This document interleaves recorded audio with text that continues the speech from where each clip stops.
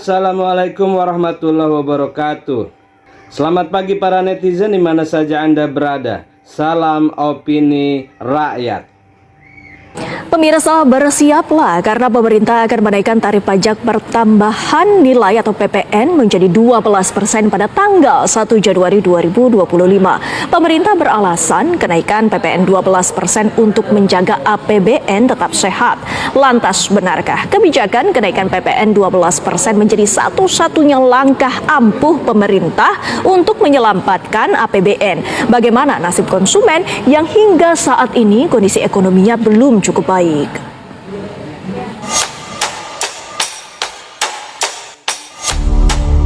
Bersiaplah, pemerintah akan menaikkan tarif pajak pertambahan nilai atau PPN menjadi 12% pada tanggal 1 Januari 2025. Kenaikan tersebut sesuai dengan Undang-Undang Nomor 7 Tahun 2021 tentang harmonisasi peraturan perpajakan. Berdasarkan Pasal 7 Ayat 1, kenaikan PPN diawali pada 1 April 2022, yaitu dengan menaikkan PPN dari 10% menjadi 11%, dan kenaikan PPN lanjutan menjadi 12% berlaku paling lambat 1 Januari 2025.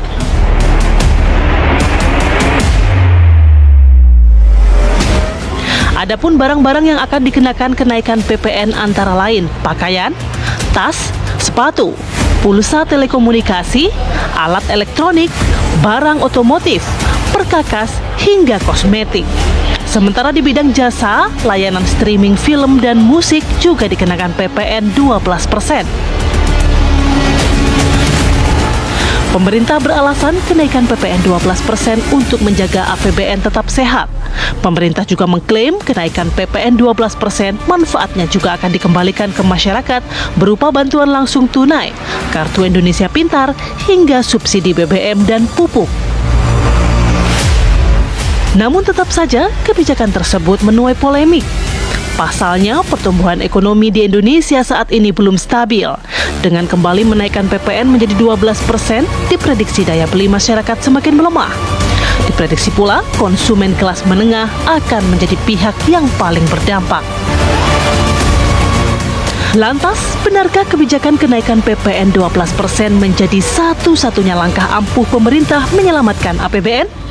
Bagaimana nasib konsumen yang hingga saat ini kondisi ekonominya belum cukup baik?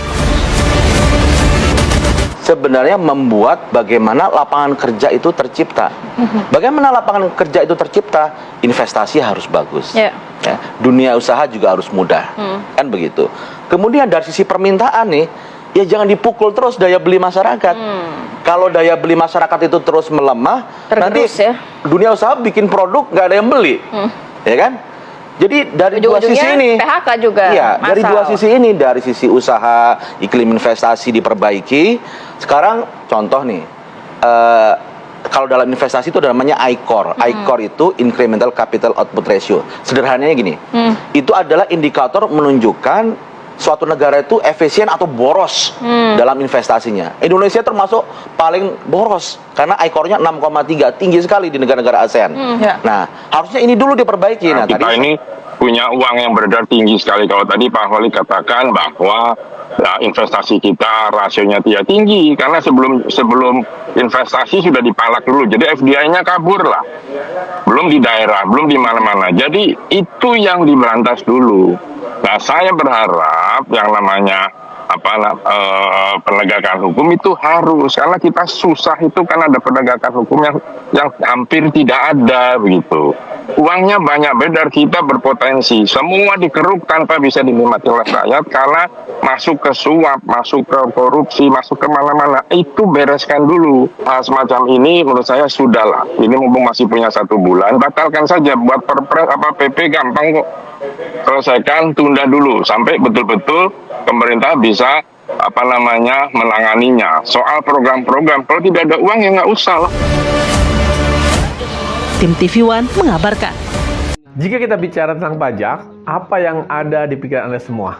Ya, baru-baru ini jagat media sosial di Indonesia dihebohkan dengan kabar sebuah usaha penampungan susu di Boyolali, yaitu UD Pramono diminta harus membayar pajak senilai 670 juta rupiah.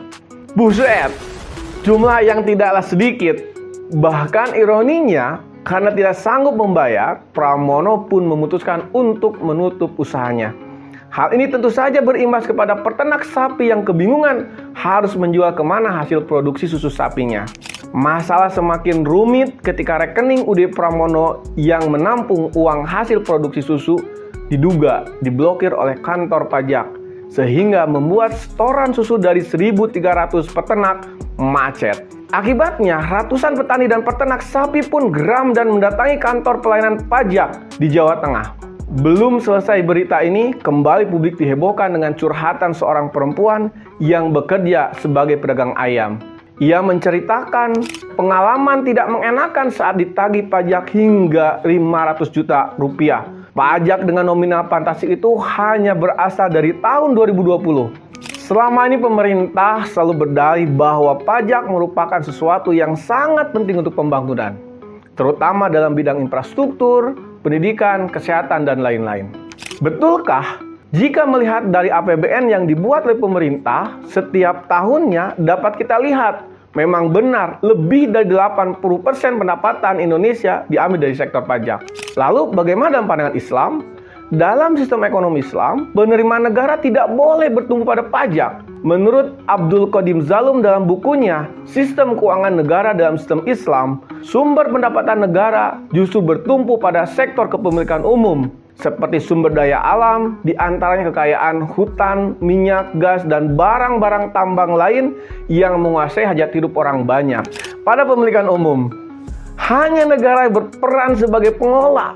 Dengan demikian, syariat Islam melarang pemberian hak khusus kepada orang ataupun kelompok orang, yakni swasta, apalagi swasta asing.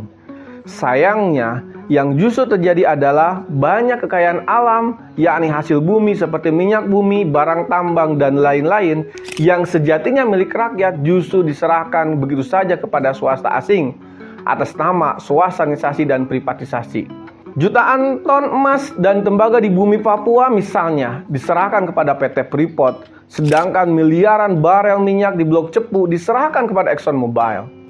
Pemerintah memeras dan mengusir rakyat?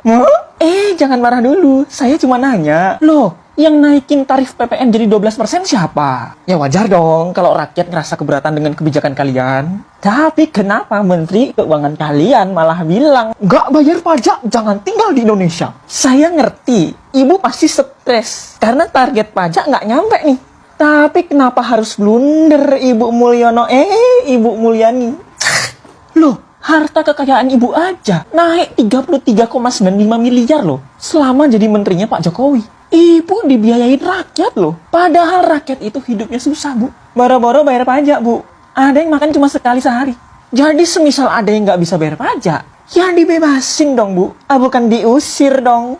Kalau kalian baca sejarah revolusi Prancis, pasti ngerti kalian. Dulu, pemerintah Prancis itu nggak bisa bayar utang akibat perang. 1, perang 7 tahun lawan Inggris. 2, perang revolusi Amerika. Tapi coba tebak siapa yang duitnya diperes? Masyarakat golongan 3, yaitu petani dan buruh.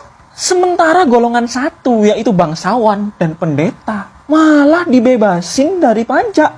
Terus apa bedanya sama sekarang? Berapa banyak konglomerat yang nyembunyiin hartanya di luar negeri? Padahal mereka ngeruk alamnya rakyat loh. Berani nggak Ibu ngejar mereka sampai ke luar negeri? Pasti berani dong. Nggak mungkin kalian takut gara-gara kampanye dibiayain mereka.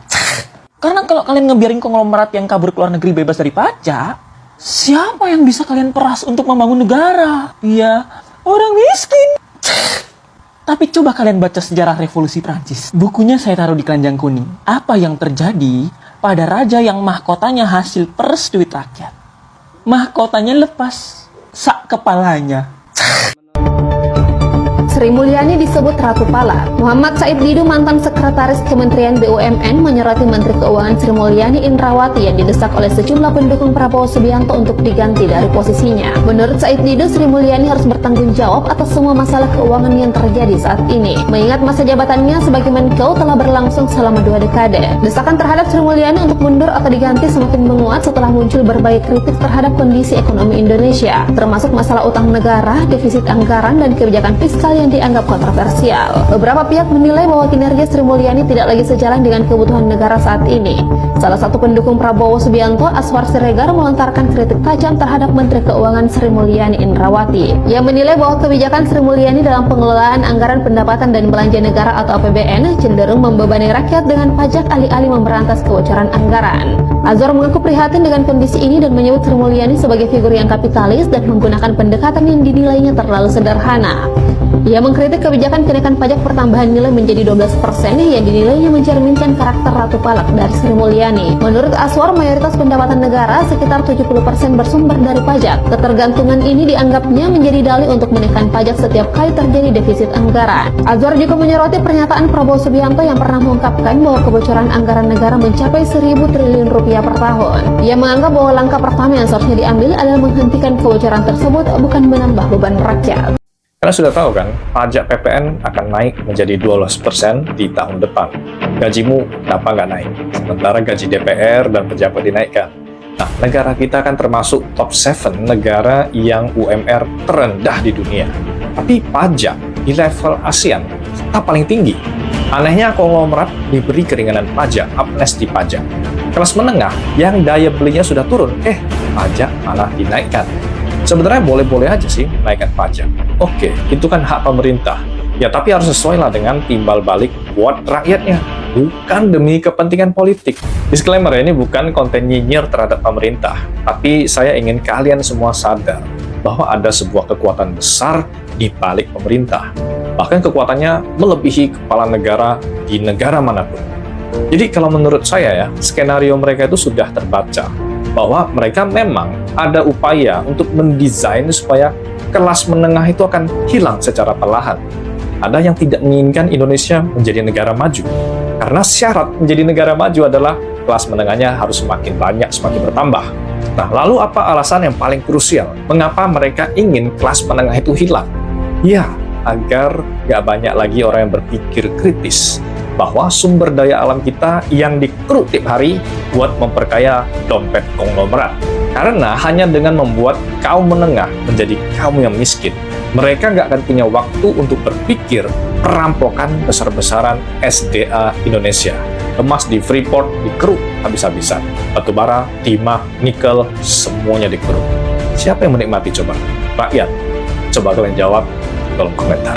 Kalau saja di dunia pertambangan ini kita bisa menghapus celah-celah korupsi, maka setiap kepala orang Indonesia itu setiap bulan akan mendapat uang 20 juta rupiah tanpa kerja apa.